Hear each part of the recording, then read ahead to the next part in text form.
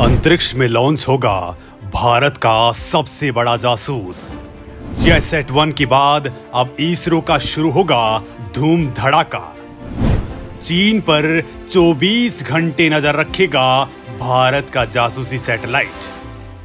दोस्तों, इस साल 12 अगस्त को इसरो ने अब तक का सबसे खतरनाक जासूस अंतरिक्ष में भेजा था, लेकिन वो पूरी तरह से मुकाम हासिल नहीं कर पाया। लेकिन अब टीम मोदी के इशारे पर इसरो एक बार फिर से धमाका करने के मूड में आ चुका है।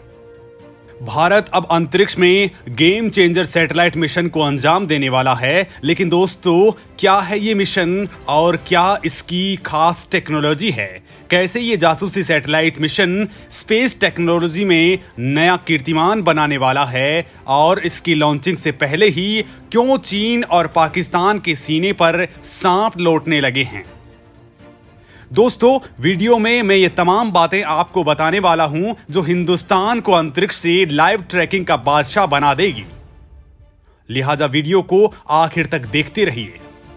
दोस्तों, चीन के साथ LAC पर जारी भयंकर तनाव के दौर में भारत ने अपनी तैयारी सरहदों से लेकर अंतरिक्ष तक इतनी पुख्ता कर ली है कि जिनपिंग अब हिंदुस्तान की ओर कदम बढ़ाने की हिमाकत करने से पहले 100 बार सोचेगा, क्योंकि इस बार भारत अंतरिक्ष से भी चीन पर अटैक करने की तैयारी कर चुका है। स्पेस में भारत का सुपरकोप जासूस तैनात करने का काउंटडाउन शुरू हो चुका है और इस जासूस का नाम है GISAT-2 यानी EOS-5, जो एक अर्थ ऑब्जर्वेशन इमेजिंग सैटेलाइट है। ये दबेबाव चीन के हर इलाके की रेकी कर डालेगा और उसे कानो कान खबर भी नहीं होगी। ये अपने लॉन्च के लिए पूरी तरह से तैयार है और इसके लिए 31 जनवरी 2022 को सुबह 5:30 बजे लॉन्चिंग की टाइम तय कर दी गई है। इस सैटेलाइट के धरती की कक्षा में स्थापित होने के बाद से भारत की डिफेंस जरूरतें पूरा करने की दिशा में हिंदुस्तान कदम आगे बढ़ा चुका है। अंतरिक्ष में भारत की आंख बनकर GISAT-2 देश की निगरानी के लिए 24 घंटे तैनात रहेगा और कमांड सेंटर को आगाह करता रहेगा। दोस्तों, GISAT-1 के बाद GISAT-2 उपग्रह कई क्षेत्रों में भारत की क्षमताओं को बेतहाशा बढ़ा देगा। ये सैटेलाइट भारत के लिहाज से कई मायनों में गेम चेंजर बताया जा रहा है। दोस्तों, ये उपग्रह हाई रेजोल्यूशन वाले कैमरे से देश की लगातार निगरानी करता रहेगा। GISAT-2 भारत को किसी भी तरह की रियल टाइम इमेज उपलब्ध करवाएगा। इस सैटेलाइट के जरिए भारत पूरे एशिया और महासागरों की निगरानी करने की काबिलियत हासिल कर लेगा। इस सैटेलाइट के जरिए प्राकृतिक आपदाओं की वक्त रहते निगरानी संभव हो सकेगी। और दोस्तों, इस सैटेलाइट से कृषि, वानिकी, खनिज विज्ञान, आपदा चेतावनी और समुद्र विज्ञान में तगड़ी मदद मिलने वाली है। यानी दोस्तों, ठीक से कहें तो केवल रक्षा क्षेत्र में ही ये सैटेलाइट भारत के हाथ मजबूत नहीं करेगा, बल्कि कृषि, पर्यावरण और जलवायु परिवर्तन पर भी नजर रख सकेगा, ताकि वक्त से पहले तूफान, बारिश और दूसरे प्राकृतिक परिवर्तनों का पता लगाकर उनसे होने वाले संभावित नुकसान को टाला या फिर कम किया जा सकेगा। दोस्तों, ये सैटेलाइट इसी साल यानी साल 2021 में 12 अगस्त को लॉन्च किए गए और आंशिक रूप से सफल रहे मिशन GISAT-1 की पीढ़ी का ही अगला सैटेलाइट है, जो अंतरिक्ष में भारत की आंख की तरह काम करेगा और दुश्मनों की हर हिमाकत पर नजर रखेगा। यानी दोस्तों, चीन अगर LAC पर कोई भी एस्टेब्लिशमेंट तैयार करेगा या PLA का कोई भी मूवमेंट होगा, कोई जंगी जहाज ऑपरेशनल होगा या फिर कुछ और दोस्तों जो भारत के लिहाज से ठीक नहीं हो, उसका ट्रीटमेंट ये अंतरिक्ष से ही कर देगा। अब भारत अंतरिक्ष में इस आंख को लॉन्च करने जा रहा है और दोस्तों, अंतरिक्ष में भारत की इस आंख को लॉन्च करने का जिम्मा उठा रहा है भारत का superstar launch vehicle GSLV Mark II, जो भारत का सबसे भारी भरकम लॉन्च व्हीकल है। चौथी पीढ़ी का ये लॉन्च व्हीकल 3 स्टेज कंबशन तकनीक से लैस है, जिसमें 5 लिक्विड स्टार्ट ऑन बूस्टर काम में लिए जाते हैं। GSLV Mark II के तीसरे चरण में स्वदेशी रूप से विकसित क्रायोजेनिक अपर स्टेज यानी CUS मौजूद है। दोस्तों, GISAT-2 की लॉन्च डेट क्लियर होने के साथ ही चीन और पाकिस्तान का चैन उड़ा हुआ है, क्योंकि GISAT-2 की तेज नजरों से इन दुश्मनों की कोई भी चालबाजी छिपी नहीं रह पाएगी।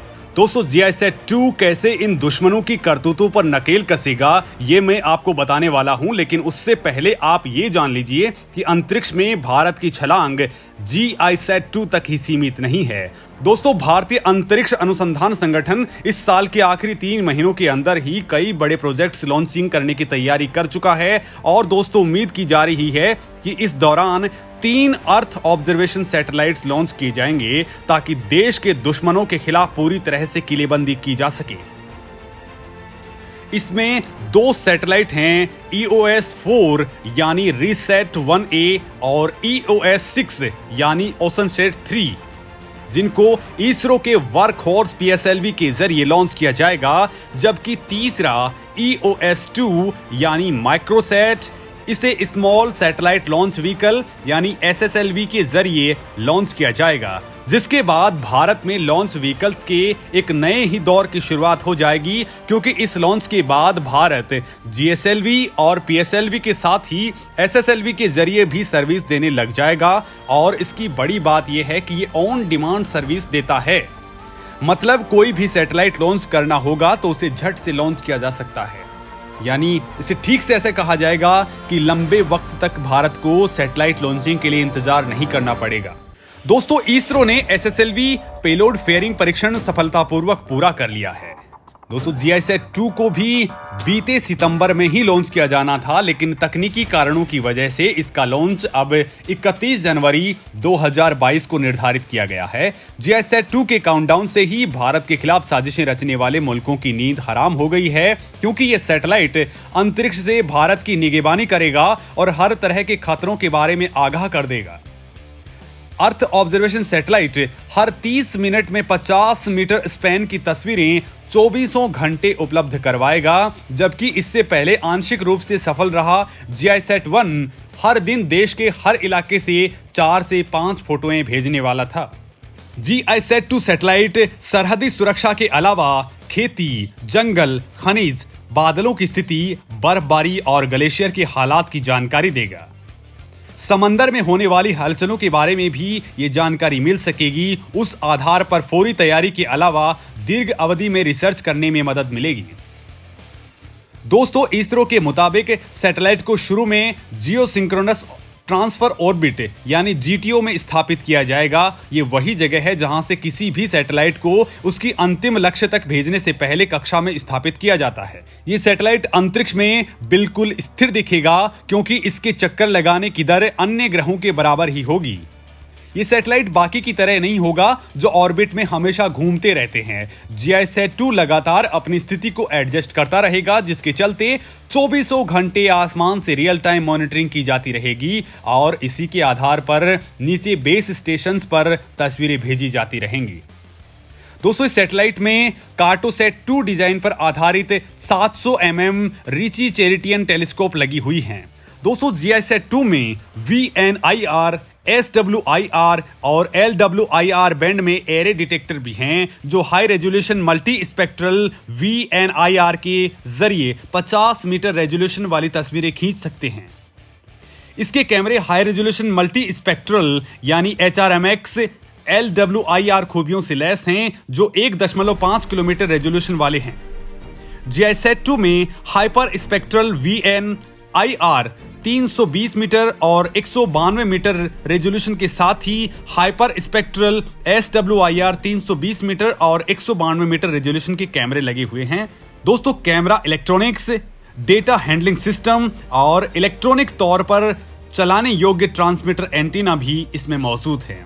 यानी कहा जाए तो GISAT-2 अपने पूर्ववर्ती GISAT-1 की खूबियों को खुद में समेटे हुए ही है, उससे भी कहीं आगे ये तकनीक से लैस है। और यही वजह है कि इसकी नजरों से भारत का कोई भी कोना बच नहीं पाएगा, ताकि किसी भी वक्त हिंदुस्तान की और कोई भी दुश्मन आंख उठाए तो उससे नेस्तनाबूद किया जाए। दोस्तों, इसरो के इस अति महत्वाकांक्षी प्रोजेक्ट के बारे में आप क्या कुछ सोचते हैं और देश में क्या कुछ तैयारियां होनी चाहिए, इसके बारे में आप क्या कुछ सोचते हैं, मुझे कमेंट लिख करके जरूर बताइए। धन्यवाद।